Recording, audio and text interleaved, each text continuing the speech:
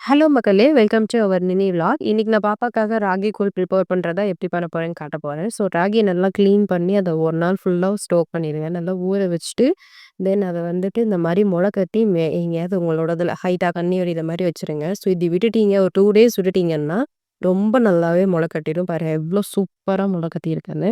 So இத வந்துட்டு நல்லா காய விடணும்.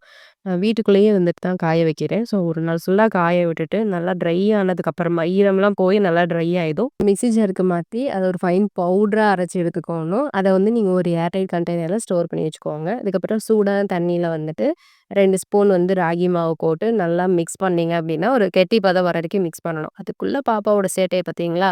ஸோ ஒரு கெட்டியானதுக்கப்புறம் இத வந்துட்டு லைட்டா நான் ஹாட் வாட்டர் மிக்ஸ் பண்ணி பாப்பாவுக்கு வந்து ஃபீட் பண்ணுவேன். ஸோ வந்து அவங்க அத நல்லாவே சாப்பிடுவாங்க. இதனால உங்களுக்கு இதுல இருக்கக்கூடிய முழு சத்தும் அப்படியே கிடைக்கும்.